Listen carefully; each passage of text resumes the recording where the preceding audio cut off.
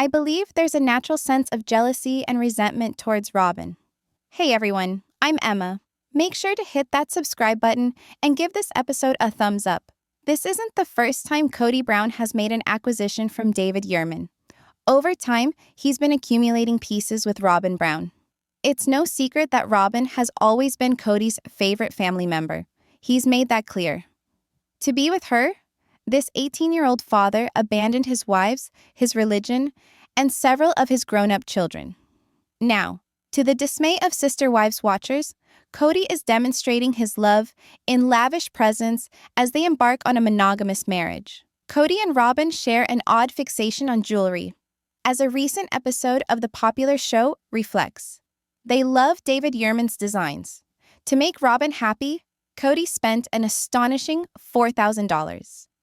In this new Sister Wives episode, Robyn was showered with costly jewelry by Kody, which left viewers stunned. The 18-year-old dad gifted his wife a David Yurman bracelet and a pair of earrings to match. The earrings, which have turquoise and diamonds, cost over $2,000, while the bracelet cost $1,800. On Valentine's Day, Kody spent over $4,000 on his sweetheart. David Yurman, starting off as a sculptor, contributed an artistic flair to jewelry design. In 1980, he started his business with the goal of making wearable items that merge style and creativity. Famous for their wire cuff bracelets, the brand now sells luxury items in different designs. Presently, David Yurman has almost 50 stores. Both Kody and Robyn have been enamored with David Yurman for a long time. Other fans were appalled by Kody's Valentine's Day expenditure, noting that he never spent as much on his previous wives. That being said, this is not the first time Kody has indulged in David Yurman jewelry, for himself and his other wife. Fans have been gradually amassing a portfolio of David Yurman items. Viewers and Kody's former wives have also expressed their annoyance at his obvious penchant for expensive jewelry, particularly from the designer. Prior to their separation, Meri Brown chastised Kody for sporting a signature ring with a horse motif. Fans also debated the strange expression on Robyn's face during the transaction. Kody replied when Meri posted about the ring on social media after the TLC cameras caught it. The signature ring in question is a David Yurman design, and it sells for $1,025. Kody has been seen wearing other designer pieces in recent years, in addition to the ring. He's also frequently seen wearing a shield amulet, another piece designed by David Yurman, that sells for $1,100 at retail. On season 18 of the TLC show Sister Wives, Kody sports a vintage Rolex and a David Yurman ring, both of which cost more than $8,000 each. Robyn also owns multiple David Yurman pieces, including a signature ring that is the same as Kody's. The two matching rings indicate that the couple plans to use them as wedding bands. The appropriateness of these purchases was made even more dubious when they were observed wearing the rings prior to Kody's divorces being legally finalized. As a token of their devotion, Kody and his 4 wives previously wore identical rings before the family broke up. What happened to the rings is uncertain. Sister Wives recently explored the passing of Garrison Brown and its consequences. The cameras were rolling when the actors heard of the 25-year-old's death. The reality television community was rocked by the loss of Garrison Brown, and Sister Wives fans mourned the young man they had watched grow up through the series. As details on his death, as well as how he felt about reality television surfaced, TLC released an episode in which the group dealt with the death of his friend and the Brown family pulling together in its wake. Actually, Meri Brown's response when she heard about the news was recorded by TLC. Meri hearing about Garrison's death was televised. It's been over 1 year since Garrison's younger brother, Gabriel Brown, found him dead in his new residence. Sister Wives finally touched base with Garrison's death. Viewers of the show wondered how the show would approach the tragedy, and they were surprised to find out that TLC cameras were on hand when the news was announced.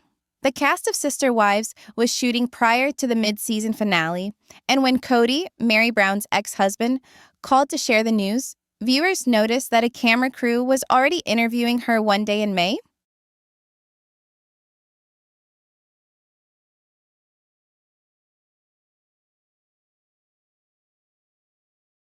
In the fourth episode, Mary initially turned off the phone. Later, when Cody tried calling again, she answered. Once she picked up, the camera stopped filming. On the day of Garrison's death, it seems Mary was the only family member who was being filmed. After the tragedy, the family reflected on hearing the news in pieces, each captured on film. In a different episode, Mary elaborated on how she responded to the devastating news. On March 5th, 2024, there were rumors of Garrison Brown's death that started spreading after Sister Wives fans witnessed conversations regarding something happening outside the house where the 25-year-old had just purchased a house. TMZ broke the reality TV personality's death later on that day, and in the evening, Janelle and Cody Brown uploaded a combined post on Instagram. TMZ first released the news of Garrison's suicide. More about Garrison's death and the sequence of events preceding it were shared over the ensuing months. Although alcohol consumption was noted as a significant factor, Garrison's autopsy confirmed that he died from a self-inflicted gunshot wound. Garrison had struggled with alcohol use.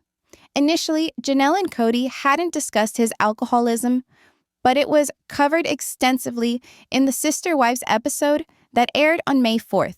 Janelle told that the family had known that he was fighting and had been providing support to him in the months prior to his death. Garrison's older sister, Maddie Brush, said that she had attempted to persuade Garrison to relocate to North Carolina so he could be closer to her and Caleb Brush, Maddie's husband. Caleb said that they were close to persuading Garrison to relocate when the tragedy took place. The tale of a once united family now torn apart by favoritism and wealth is represented by the glint of gemstones and the burden of choices in a world where love, loyalty, and luxury cross paths. The man who was once the hub of this big and complicated family is now in the limelight again. Not for reconciling relationships or redemption, but for pursuing his favorite pastime, lavishly expressing his love for the woman who remained loyal to him. With emotional shifts, this controversial and complicated tale continues to unfold. The symbolically rich play is characterized by extravagant acquisitions. What had started as a mild inclination has now become an actualized affair between the principal character and his sole surviving mate. From the head of a multi-wife religious union, he now enjoys a conventional marital affair with one lady. This development is characterized by both material and emotional manifestations, with expensive jewels being a leitmotif in their lives. Yet another gift was unveiled on their recent TV outing, which surprised loyal fans and reopened old sores for the left behind.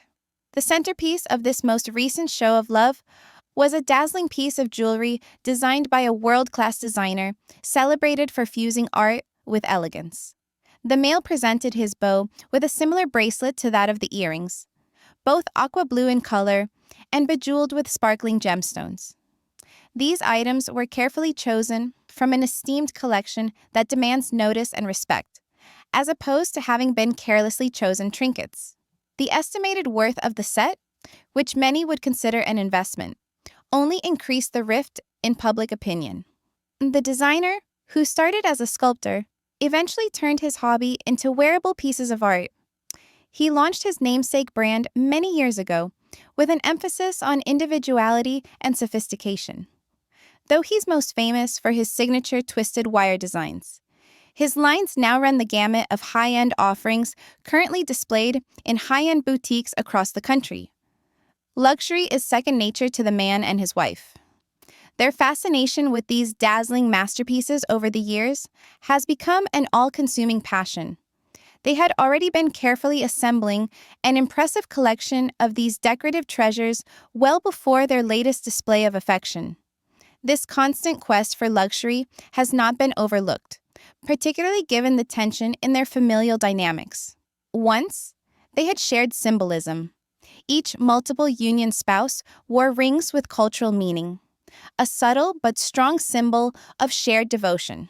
Today, new identical rings are reserved solely for the surviving partner.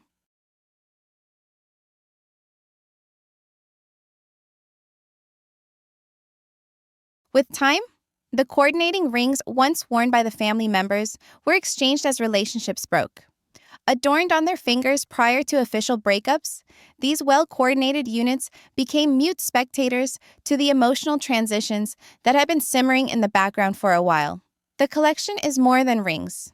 The man is frequently seen donning bold pieces that combine artistic expression with masculine symbolism, including rings featuring powerful imagery and amulets that symbolize strength and uniqueness. Though pretty, these pieces have caused a stir, particularly when their relevance seems to leave out people who were once regarded as part of his inner circle. When a former partner made a comment on the unique appearance of one ring, which showed a proud animal, it caused a lot of attention to be drawn. The man and his now exclusive girlfriend shared a knowing glance, which was photographed, and the response it elicited said it all.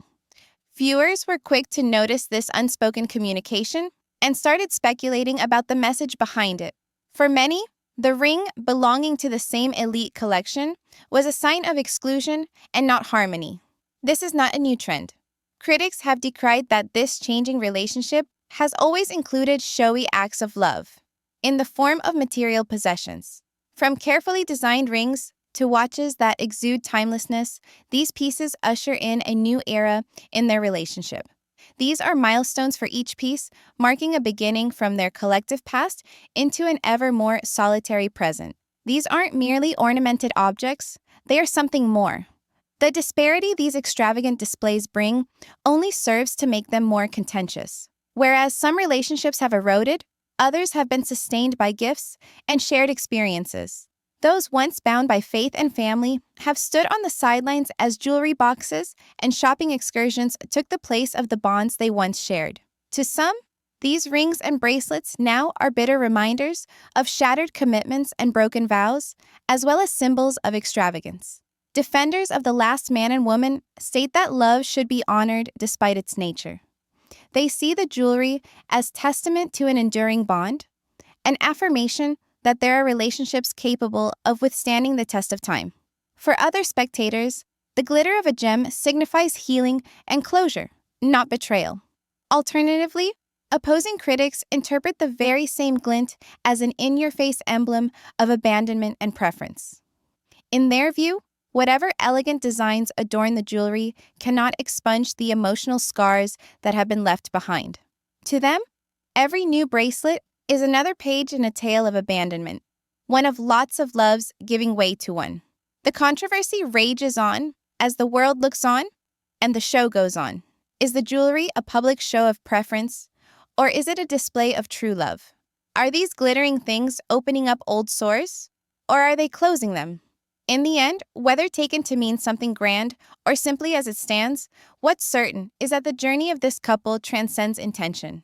Each piece of jewelry speaks to their own journey of love, suffering, and redemption, and it sparkles with diamonds and turquoise. In a stunning turn of events just recently, the reality television favorite family that has been followed for years suddenly found itself in the throes of a very sad chapter. The tragic death of one of the family's sons was disclosed in the most recent installment of the popular long-running drama. When news of the sad event arrived to one of the central family members, the cameras were there to capture the anguished moment of the premature death of a young man who had been watched grow up before the cameras. The program explored the day that grief ran through the once cohesive family, now mostly broken up and tense. A surprise phone call broke into a routine interview with one of the women who had once been in a communal marriage. This woman, who had long since moved on from the man she once shared a life with, at first ignored the call. A short while afterwards, the telephone rang again, and she moved back to answer it. Although shooting ceased suddenly, the gravity of the situation did not dissipate. Throughout the episode, different members of the formerly united family made personal commentary. These tender statements, interviewed in the aftermath of the violent event, identified the personal hurt and grief endured by each of the family members after the event. The camera stood as a silent observer, recording the anguish, reactions, and profound introspection of the family as they processed their loss. The young man at the epicenter of this tragedy had only left home recently to go out and forge his own way to adulthood. In spite of the difficulties of living in the limelight and coping with personal demons that few really knew, His life appeared to be moving toward a new beginning. But behind closed doors, a far different tale was being told. One morning, rumors of an emergency in the vicinity where he had decided to make his home began circulating on the internet. As the day wore on, those rumors became chilling confirmations. Earlier in the day, the young man's death had been announced by the media as feared by his fans. Statements from his biological parents on social media acknowledged his death, speaking of their own sadness and privacy. Prior to this, the show had remained mum, opting instead to tenderly approach the uncomfortable reality within this episode.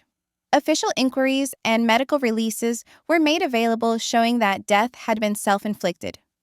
But alcohol consumption was also discovered to be a causative factor, making an already sad situation even worse. This discovery made the heartache more intolerable. In a subsequent portion, one of his roommates, who had been intimate enough to observe the slow breakdown, disclosed that the young man had long had a problem with drug abuse, a battle that most of those around him had dreaded, but still attempted to make him face. With great sorrow, his grandmother, who had raised him, spoke. She shared that the family had been aware of his struggles and had offered both practical and emotional support. Despite their efforts and the resources extended, the pain he carried seemed insurmountable. His older sister, who had migrated east to establish her own household, told that she had pleaded with him to move and be nearer to her, expecting the proximity to bring comfort or even healing. Her husband said they had thought that he was really contemplating the move until recently. As the show progressed, the heavy weight of loss seemed to strike every voice that was heard. They remembered milestones, his wit, his hobbies, his emotional nature, and his special spot in the family dynamic. Memories from past seasons, featuring a lively boy bursting with energy, filled the TV screen, bringing back the very energetic man that he once used to be. Memories of when the young man used to dream freely and smile without the load of burdens were interspersed with the naked sorrow being narrated. These were a heart-wrenching contrast to the sorrow that was being revealed now. One of the most heart-rending reminiscences was that of a brother who was nearly the same age as the deceased. Each word he uttered seemed to be molded by the trauma of having found him that morning. He wept as he reviewed past conversations, seeking to make sense, and whether perhaps there was a hint he had overlooked. He spoke in confusion, in helplessness, and deep sadness that still clung to him. Although no longer legally wed, one of the patriarch's other former wives recounted how the news came as a crushing blow. Despite over time the disintegration of family cohesion, the emotional ties had not disappeared. She had seen him mature, rejoiced with him in his triumphs, and like any mother was glad to have him around. Now deeply sad to see him go, social media was filled with condolences from fans of the program, recalling instances when he had made them laugh or stunned them with his maturity. As audiences struggled with the bitter truth that reality television presents no immunity from actual sorrow, messages of condolence streamed in from all corners of the globe. Memorials were organized in his name in the subsequent days. In deference to the privacy of mourning, the series merely touched on these memorials. But testimony and footage established that, for a moment, the broken family had come together in mutual grief. Old resentments were forgotten in the face of a shared loss. There was no climactic cliffhanger or introduction of what happens next in the episode. Instead, it merely ended in a respectful dedication. His name, his dates, and to call for help when you need it. An appeal for sympathy, compassion, and solidarity towards loss. Thank you for watching. Don't forget to subscribe to my channel for daily uploads. See you soon.